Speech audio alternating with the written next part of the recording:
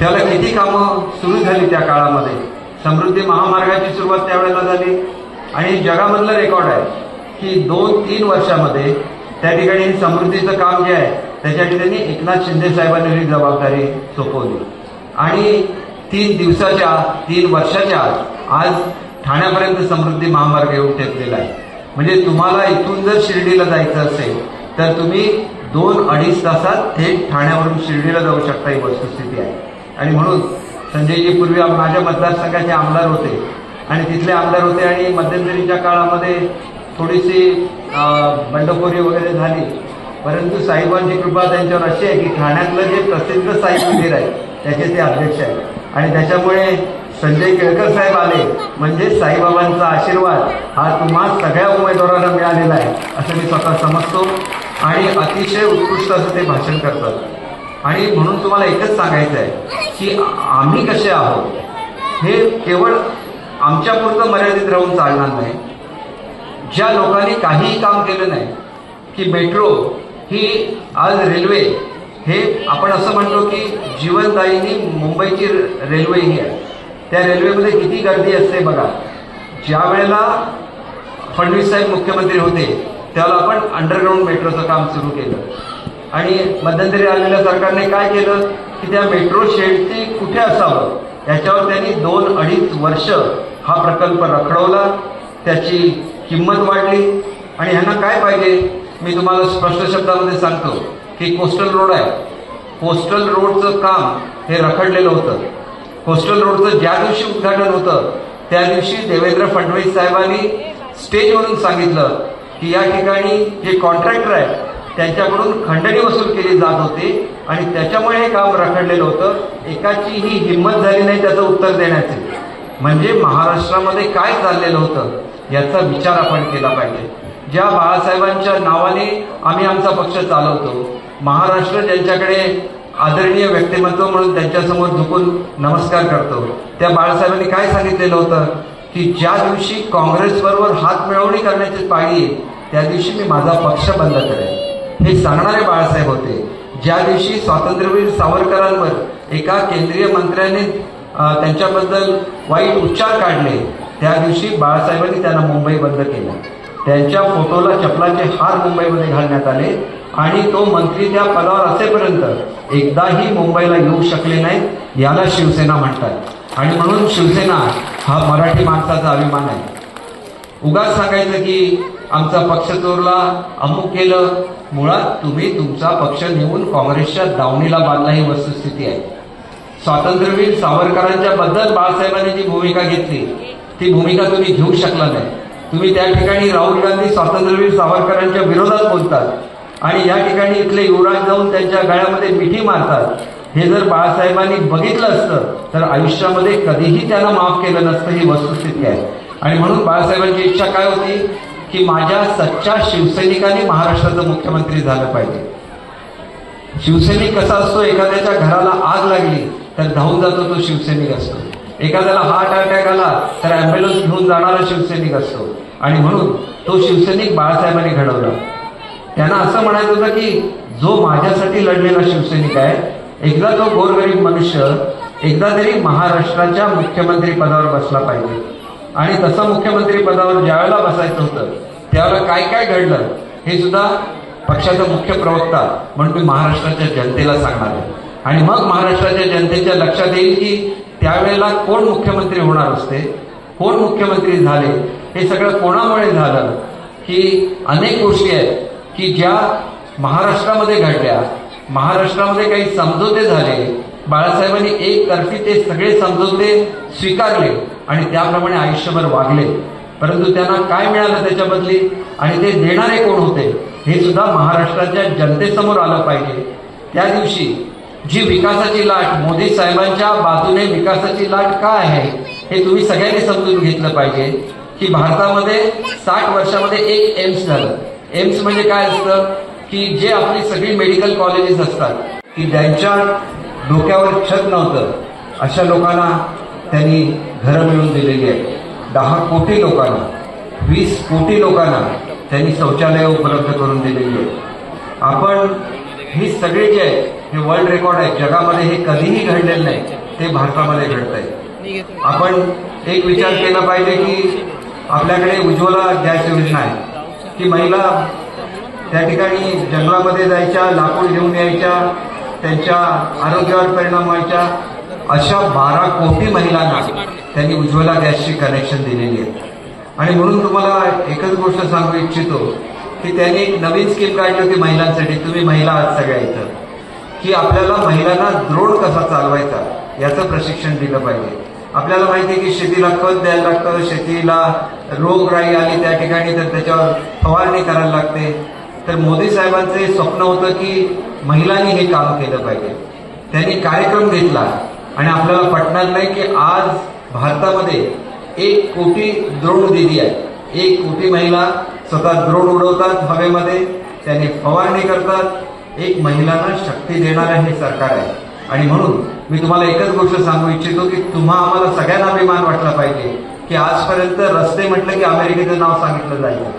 आज रस्त्यामध्ये अमेरिकेपेक्षा जास्त रस्ते बनवणारा कुठला देश जगामध्ये असेल तर तो भारत आहे, आपला हिंदुस्थान आहे. याचा अभिमान आपल्या सगळ्यांना असला पाहिजे. आणि म्हणून आपल्याला मी एवढंच गोष्ट सांगतो की ज्यावेळेला सगळ्यांची अकाउंट काढले जात होते त्यावेळेला विरोधी पक्षाची लोक हसत होती. हे अकाउंट काढून काय करणार आहेत, अकाउंटमध्ये पैसे कुठून येणार आहेत.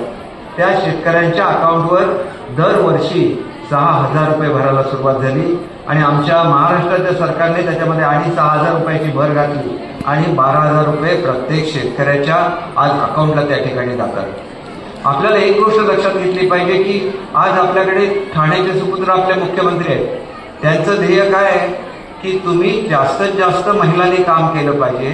तुमचे बचत गट असतील त्याला जो आपण रिव्हॉल्विंग फंड देतो, हा रिव्हॉल्विंग फंड त्यांनी दुप्पट केला. हा दुप्पट कशासाठी केला की तुम्ही तुमच्या वस्तूंची निर्मिती केली पाहिजे. एवढ्यावर ते थांबलेत का तर ह्याच्यामध्ये तुम्हाला मदत करण्यासाठी एक कॅडर असतं ज्याला मत्स्य दिदी म्हणतात, कृषी दिदी म्हणतात. त्या सगळ्यांचे पगार दुप्पट केले. आमच्याकडे जे कॅडर आहे सगळ्यांचे पगार हे सरकार आल्यानंतर दुप्पट झाले. असं मी तुम्हाला एक क्षेत्र मिळणार नाही की ज्या ठिकाणच्या गोरगरिबांचा विचार महाराष्ट्राच्या सरकारने केलेला नाही. काश्मीर आहे, एकेकाळी आपल्या विरोधी ते लोक घोषणा द्यायचे, तिथून आतंकवादी इथे यायचे, आमच्या लोकांची निगरून हत्या करायचे. आज पाक ऑक्युपाईड काश्मीरमध्ये काय परिस्थिती आहे हे तुम्ही समजून घेतलं पाहिजे. तिथले नागरिक म्हणतात की आम्हाला मोदी साहेब पंतप्रधान पाहिजेत, आम्हाला भारतामध्ये सामील झालं पाहिजे. याला मोदी साहेब म्हणतात. मोदी साहेब कशाला म्हणतात तर जगावर ज्यांनी आपल्या प्रेमाने राज्य केलं त्याला मोदी साहेब म्हणतात. मी मुंबई शहराचा पालकमंत्री आहे. मला मुख्यमंत्री महोदयांनी जर्मनीला पाठवलं होतं. जर्मनीला जाऊन मी त्या ठिकाणी त्यांच्याशी वाटाघाटी केली. त्यांचं मंत्रिमंडळ इथं आलं आणि आम्ही करार केला. काय करार केलेला आहे, एका वर्षामध्ये 4 लाख मुलांना जर्मनीमध्ये पाठवण्याचा करार केलेला आहे. आणि 4 लाख मुलं ज्यांना भारतामध्ये 35,000 रुपये पगार मिळतो, जर्मनीमध्ये त्यांना 3.5 लाख रुपये पगार मिळणार आहे. त्यांचं आयुष्य बदलून जाणार आहे. त्या ठिकाणी 6 केंद्र जर्मन गव्हर्नमेंटने तयार केली आहेत नुसती महाराष्ट्रासाठी. आणि ह्याला महाराष्ट्राचं सरकार म्हणतात, ह्याला महाराष्ट्र म्हणतात. आणि त्या महाराष्ट्राचा अभिमान आम्हाला आहे. म्हणून आम्ही दिवसरात्र काम करतो. गद्दार म्हणून ऐकायला काम करत नाही. त्याची उत्तरं मी पक्षाचा प्रवक्ता म्हणून टीव्हीवरून अख्ख्या महाराष्ट्राला देईन. खोटं कशाला बोलता, तुम्ही कसे वागला हे आधी जनतेला सांगा. आणि तुमचे युवराज जे लोकांना नावं ठेवतात त्यांचा किती ठिकाणी संबंध होता हे सुद्धा महाराष्ट्राच्या जनतेला सांगायला लागेल. नाहीतर तत्व म्हणून काय राहणार नाही. बाळासाहेबांचे विचार जपायचे म्हणून काहीतरी करायचं आणि त्यांनी मात्र तुम्हाला गद्दार म्हणायचं, खोके म्हणायचं हे कोणीही सहन करणार नाही. 3-3 पिढ्यांची आमची श्रीमंती आहे. आम्हाला कोणाच्या पैशाची गरज नाही. आम्ही बाळासाहेबांच्या विचारासाठी, मी ज्याला कोकणामध्ये लढा दिला, मला स्वतः मोदी साहेबांनी दिल्लीला बोलवलं होतं. परंतु त्यावेळेला सुद्धा मी पर्रिकर साहेबांना समजावून सांगितलं, माझ्यासारखे 100 लोक तुम्हाला मिळतील, पण शिवसेनेचा कार्यकर्ता कसा असतो, तो झगडून मोठा झालेला असतो. त्याच्यामुळे त्याला भाषण बिषण असलं काही कळत नाही, त्याला डायरेक्ट ऍक्शन कळते. त्याच्यामुळे माझ्यासारखी काही लोक ही शिवसेनेमध्ये सुद्धा पाहिजे. त्यांना तो विचार पटला. मी मोदी साहेबांना न भेटता इथं आलो, कारण मोदी साहेबांना एकदा भेटलो असतो तर मी नाही म्हणून सांगू शकलो नसतो. आणि म्हणून मला कोणी सांगते की तुमच्यावर उपकार केले, कसले उपकार माझ्यावर करणार. इथे मला राज्यमंत्री केलं, मला काही वाईट वाटलं नाही. परंतु कॅबिनेट मंत्री पद सोडून मी पंतप्रधानांना स्वतः भेटायचं सोडून जो एखादा कार्यकर्ता तुमच्याकडे येतो त्यावेळेला त्याची किंमत ही बाळासाहेबांनी केली असती, या लोकांना ती किंमत करणं कधीही समजणार नाही, एवढं मी तुम्हाला सांगतो. आणि म्हणून एक गोष्ट लक्षात ठेवा की खरा शिवसैनिक कोण आहे, तर तो शिवसैनिक एकनाथजी शिंदे साहेब आहे. गाडीतून जातात त्यावेळेला एखादा जर वृद्धग्रस्त आला मधून हे करत असेल आणि पोलिसांनी त्यांना अडवलेलं असेल, त्यांची गाडी थांबते, पोलिसाला सांगतात आधी त्याला पलीकडे नेऊन पोहोचव आणि नंतर त्यांची गाडी पुढे जाते. शेवटचा मनुष्य त्यांना भेटल्याशिवाय ते झोपायला जात नाहीत, रात्री 3-3 वाजता झोपतात आणि सकाळी परत येऊन महाराष्ट्राचा कारभार बघतात. याला मुख्यमंत्री म्हणतात. मुख्यमंत्री हा जनतेचा मुख्यमंत्री असते, गोरगरिबाचं दुःख समजणारा तो मुख्यमंत्री असतो. म्हणून त्यांनी बाळासाहेब दवाखाना काढला ज्याच्यामध्ये सगळ्यांना मोफत उपचार मिळतो. याच्यानंतर मुंबई शहरामध्ये कुठल्या हॉस्पिटलमध्ये तुम्ही गेलात तर तिथं औषध तुम्हाला विकत घ्यायला लागणार नाही, प्रिस्क्रिप्शन तिथं असणार नाही. तेच ठाण्यामध्ये सुद्धा घडणार आहे, ते मुंबईमध्ये घडणार आहे. आज आमच्या सरनाईक साहेबांच्या मतदारसंघामध्ये एका टोकापासून दुसऱ्या टोकापर्यंत तुम्हाला जायचं असेल तर किमान 1.5 तास लागतो. त्यांच्या नवीन इथून त्या ठिकाणी मीरा भाईंदरला जाताना नवीन जो बोगदा होणार आहे 15 मिनिटांमध्ये ठाण्यावरून तुम्ही थेट बोरिवलीला जाऊन पोहोचणार आहे. महाराष्ट्र बदलतोय, महाराष्ट्र तुमच्यासाठी बदलतोय.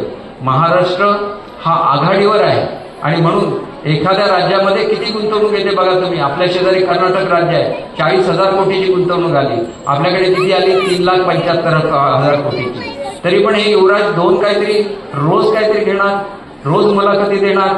हे कुठेतरी थांबलं पाहिजे आणि हे तुम्ही मतदानातून दाखवून दिलं पाहिजे की आम्हाला विकास पाहिजे, आम्हाला विकास पाहिजे. हे मतदानातून दाखवून द्या.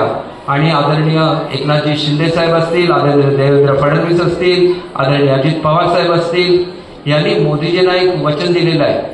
मोदींना ज्यावेळेला 400 पेक्षा जास्त खासदार निवडून आणायचे आहेत त्याला 48 पैकी 45 खासदार हे महाराष्ट्राने दिले पाहिजे आणि त्याच्यामध्ये ठाणे जिल्हा आघाडीवर राहिला पाहिजे.